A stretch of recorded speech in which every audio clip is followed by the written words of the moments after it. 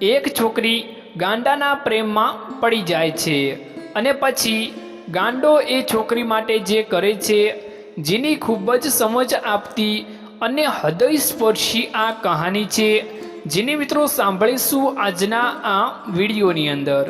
તો તમામ મિત્રોને વિનંતી કરીશ કે વિડીયોમાં અંત સુધી બન્યા રહેજો અને આજનો આ વિડીયો તમને સારો લાગે તો વિડીયોને એક લાઈક કરી ચેનલને મિત્રો જરૂરથી સબસ્ક્રાઈબ કરી લેજો અને કમેન્ટ બોક્સમાં હર હર મહાદેવ લખવાનું ભૂલશો નહીં। તો ચાલો મિત્રો કહાનીની શરૂઆત કરીએ। એક શહેરમાં મુખ્ય રસ્તા પરના મકાનમાં રહેતી શ્રેયંકા સવાર સવારમાં ઓસરીમાં હિંચકા પર બેસીને વાળ ઓળી રહી હતી। તે વખતે એની નજર મકાનના મુખ્ય દરવાજા પાસે તરત જ આવીને ઊભી રહેલ એક વ્યક્તિ ઉપર પડી। એકદમ મેલા કપડાં અને માથા ઉપર અસ્તવ્યસ્ત મોટા મોટા વાળ, દાઢી પણ એકદમ વધી ગયેલી હતી। શ્રેયંકા ઊભી થઈને દરવાજા પાસે ગઈ। પેલા વ્યક્તિનું ધ્યાન રસ્તા બાજુ હતું। એ કોઈ ગાંડો છે એ સમજતા જ શ્રેયંકાને વાર ન લાગી, છતાંય એ કરીને શ્રેયંકાએ ખાતરી કરી જોઈ। એ ગાંડો રસ્તા બાજુ જોઈ રહ્યો હતો। થોડી વાર પછી એ ગાંડાએ દરવાજા બાજુ નજર કરી, પરંતુ શ્રેયંકાને જોઈને એણે એનું મોં રસ્તા બાજુ કરી દીધું। કુતૂહલ ખાતર નટખટ અને બોલકી શ્રેયંકાએ એ ગાંડા પાણી પીવું છે કહ્યું। એ સાથે જ એ ગાંડાએ શ્રેયંકા બાજુ નજર કરી। શ્રેયંકા દોડીને રસોડામાંથી પાણીનો લોટો ભરી આવી। શ્રેયંકા દરવાજે પહોંચી એ સાથે જ પેલો ગાંડો તેના મોં આગળ બે હાથનો ખોબો ધરીને ઊભો રહ્યો। શ્રેયંકાએ તેના ખોબામાં પાણી રેડ્યું। જો કે શ્રેયંકા પાણી પાતી વખતે સતત ગાંડાને જોઈ રહી હતી। એણે એના મગજ ઉપર ભાર આપ્યો। એ સાથે જ એક યુવાનનું ચિત્ર તેના મગજ ઉપર ઉપસી આવ્યું। શ્રેયંકા એના પિતરાઈ ભાઈની જાનમાં એક ગામડે ગઈ હતી। તે વખતે તેના હાથ પર મધમાખીએ ડંખ માર્યો હતો। એ વખતે તે ગામમાં જ રહેતા એક ખૂબસૂરત યુવાને તેના હાથ ઉપર મધમાખીના જ્યાં ડંખ માર્યો હતો તે જગ્યાએ કોઈક પદાર્થ ઘસી આપ્યો હતો। 5 જ મિનિટમાં બળતરા ગાયબ થઈ ગઈ હતી અને પછી સોજો તો આવ્યો જ ન હતો। હા, એ યુવાન એકદમ સાહજિકતાથી હસી હસીને કેવી વાતો કરી હતી। એ યુવાનની સાથે રહેલા યુવાનો પણ એના સતત વખાણ કરતા હતા। ના, એ યુવાન પાગલ અવસ્થામાં અહીં ના હોઈ શકે, શ્રેયંકા વિચારતી રહી ને પાણી પીધા પછી એ ગાંડો પાણીવાળા હાથ દાઢી પર ફેરવતો ફેરવતો ત્યાંથી ચાલ્યો ગયો। એ ગાંડો દૂર જાય એના પહેલાં જ વળી પછી શ્રેયંકા મજાક ખાતર મોટેથી બોલી, એ ગાંડા, બપોરે જમવું હોય તો પાછો આવી જજે। શ્રેયંકાનો અવાજ સાંભળીને એના મમ્મી ઘરમાંથી ઓસરીમાં આવીને બોલ્યા, અલી શ્રેયંકા, ગાંડા સાથે શું વાતો કરી રહી હતી? બેટા, ગાંડાની મજાક ના કરાય, એ બિચારાને શું ગતાગમ પડે? મમ્મી, એને મેં પાણી પીવાનો ઈશારો કર્યો હતો ત્યારે તો એ થોડું સમજ્યો હતો, શ્રેયંકા મમ્મીને પ્રત્યુત્તર આપતા બોલી। જોકે એ ગાંડો બપોરે તો ના જ આવ્યો। હમણાં જ આ વિસ્તારમાં નવો આવેલ એ ગાંડો સવાર સાંજ શ્રેયંકાના મકાનની આજુબાજુ જરૂર નજરે પડતો હતો। એ મોટા ભાગે એના ગાભે લટકાવેલ પ્લાસ્ટિકની થેલીમાં કચરો ભેગો કરી રાખતો હતો। શ્રેયંકાના લગભગ દરરોજ એને દિવસમાં એકાદ વાર તો પાણી પાતી જ હતી। તેને પાણી પાતી વખતે ગામડાનો પેલો યુવાન યાદ આવતો હતો। એટલે વળી સારું હતું કે શ્રેયંકાને યુવાનના નામની પણ ખબર નહોતી, નહીતર એ ગાંડાને એ નામે જ બોલાવતી હોત। ઉનાળુ વેકેશન હોવાથી અંગ્રેજી માધ્યમમાં સ્નાતક થયેલ શ્રેયંકા પાસે સમય જ હતો। જાણે ગાંડા પર પીએચડી કરવાનું હોય તેમ શ્રીયંકા લગભગ દરરોજ ઘરના દરવાજા બહાર નીકળીને ગાંડાનું નિરીક્ષણ કરતી રહેતી અને એના વર્તન અને હાવભાવની નોંધ એક ડાયરીમાં ટપકાવી લેતી હતી. વેકેશન પૂરું થયું ને એણે આગળના અભ્યાસ માટે એમએમએસમાં પ્રવેશ લીધો. સ્કૂટર પર સવારથી લઈને કોલેજ જતી શ્રીયંકા આવતા જતા એ ગાભા વીણતા ગાડાને જરૂર જોઈ લેતી હતી અને કંઈક નોંધ ટપકાવી લેતી હતી. 6 મહિના વીતી ગયા.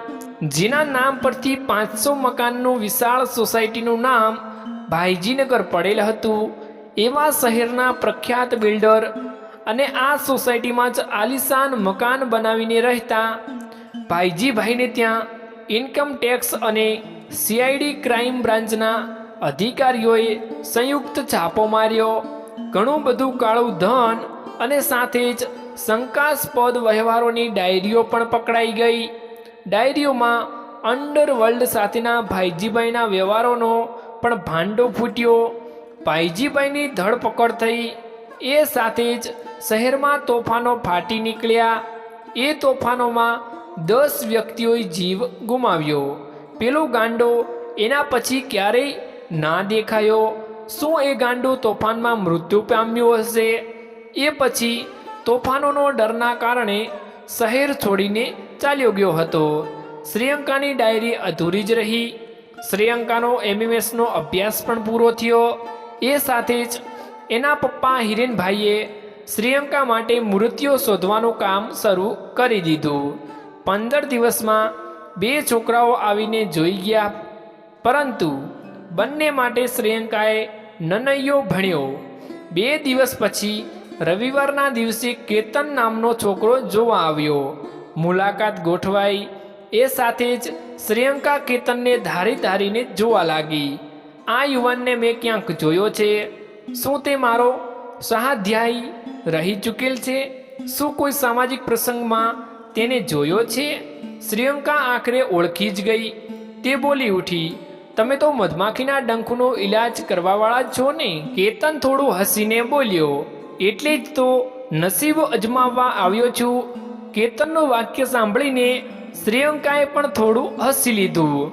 થોડીવાર પછી અભ્યાસ નોકરીની પૂછપરછ થતાં જ કેતને કહ્યું, હું સીઆઈડી ક્રાઇમ બ્રાન્ચમાં 2 વર્ષથી ફરજ બજાવું છું. એ સાથે જ હોશિયાર શ્રીયંકાના હોઠે આવી ગયું, આ મારા ઘરની આજુબાજુ ગાંડો બનીને રખડતા હતા એ તમે તો નહોતા ને? કેતન, ના ભાઈ ના, તમે એવું કઈ રીતે ધારી લીધું? શ્રીયંકા સહજતાથી કેતને પ્રત્યુત્તર આપ્યો. એ સાથે જ શ્રીયંકા ઝંખવાઈ ગઈ. જો કે કેતનના પ્રત્યુત્તર પછી શ્રીયંકાનો સંશય તો ના જ ગયો. ઘણી બધી પૂછપરછ અને વિચારોની આપ લે પછી શ્રીયંકાને કેતન ગમ્યો તો ખરો, છતાંય એણે બીજો એક મુલાકાતનો વાયદો પર પ્રત્યુત્તર છોડ્યો. હા, કેતનને તો શ્રીયંકા ગમી જ ચૂકી હતી. બરાબર 3જા દિવસે શ્રીયંકાની નજરે પેલો ગાંડો પડ્યો. સતત 2 દિવસ સુધી શ્રીયંકાએ એને બોલાવીને પાણી પાવ્યું. શ્રીયંકાના મનનો ભ્રમ દૂર થઈ ગયો. જોકે 3જા દિવસે એક પાગલખાનાની ગાડી આવીને એ ગાંડાઓને એમાં બેસાડીને લઈ ગઈ. શ્રીયંકાની ડાયરી ફરી અધૂરી રહી ગઈ. કેતનની શ્રીયંકા સાથે અન્ય 2 મુલાકાતો ગોઠવાઈ. એ સાથે જ પસંદગી પર શ્રીયંકાએ મંજૂરીની મહોર મારી દીધી. પછી તો 6 મહિના સુધી ફોન પર વાતો આપલે થઈ. કેતન અને શ્રીયંકાના લગ્ન લેવાયા.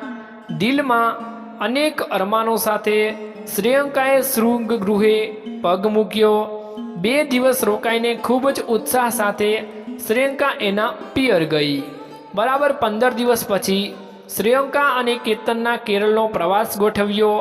પ્રવાસના પ્રથમ દિવસે જ ઓબેરોય હોટલના રૂમ નંબર 22માં રાત્રિના 9 વાગ્યે શ્રીયંકાને બેસાડીને કેતન ઠંડા પીણાની બાટલી લેવા ગયો. 9:10 રૂમમાં અધખુલ્લા દરવાજાને કોઈકે ખોલ્યો. એ સાથે જ શ્રીયંકા છળી પડી. દરવાજો ખોલીને રૂમમાં પ્રવેશી રહેલ એક ગાંડો જ હતો, જે શ્રીયંકાની ઘરની આગળ પાછળ કચરો વીણતો હતો. શ્રીયંકા બૂમ પાડી અને પહેલાં તો એ ગાંડાને શ્રેયંકાનું મોં દબાવી દીધું અને કહ્યું, આજે 1 એપ્રિલ છે.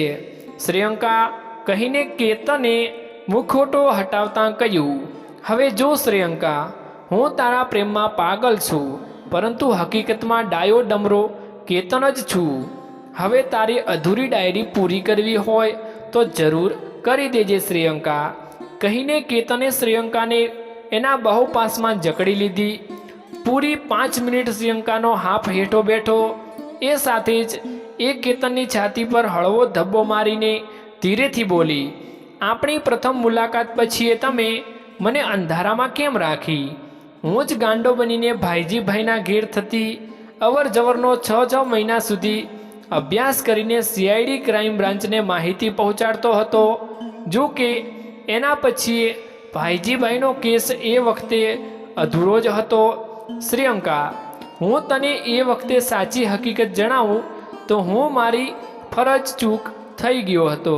ગણાવું એટલે તો મારા વધારાના 2 દિવસો ગાંડો બનીને આવવું પડ્યું હતું. જો કે મારા ગાંડાના એ પાત્રે તો કુદરતે મને તારો ભેટો કરાવ્યો હતો. આમ તો મધમાખીના ડંખ વખતે જ તું મારા મનમાં વસી ગઈ હતી. તારા મકાનમાંથી તને બહાર નીકળતી જોઈને મારી ગાંડાની નોકરીના પ્રથમ દિવસે જ હું તને ઓળખી ગયો હતો. પછી તો હું અનાયાસે તારા વાણી વર્તનનો અભ્યાસુ થયો. મેં એ જ વખતે મારા ભાવિ સહજીવનનું સુખમય પાયો નાખી દીધો હતો. પરંતુ મારી ફરજની મર્યાદાના કારણે મેં મારી ઈચ્છાઓને અધૂરી છોડી દીધી હતી. મારી ફરજ પૂરી થતાં મેં મારા પિતાજીને જણાવ્યું હતું કે મારા પિતાજીએ તારા પિતાજીને બસ ચોક ટુ ફીટ થઈ ગયું. મેં ભી ખુશ, તું ભી ખુશ. શ્રેયંકાના મોંમાંથી મધુર હાસ્યનો ફુવારો છૂટ્યો. એ સાથે જ એણે આ પળને વધારે રંગીન બનાવવા માટે કહ્યું, જાઓ હવે લુચ્ચા, તમે તો આદુ ખાઈને મારી પાછળ પડી ગયા હતા. પણ હવે યાદ રાખજો, હવે ઘેર હું તમારી CID ઓફિસર છું. એ ના ભૂલતા હો કેતન. અને ઘેર એ CID ઓફિસરની ધૂનમાં જ હું મારી અધૂરી ડાયરી પૂરી કરીશ. આજની આ કહાની મિત્રો તમને સારી લાગી હોય તો તમારા મિત્રોની સાથે શેર કરજો અને મિત્રો ચેનલને જરૂરથી સબસ્ક્રાઈબ કરી લેજો. રાધે રાધે.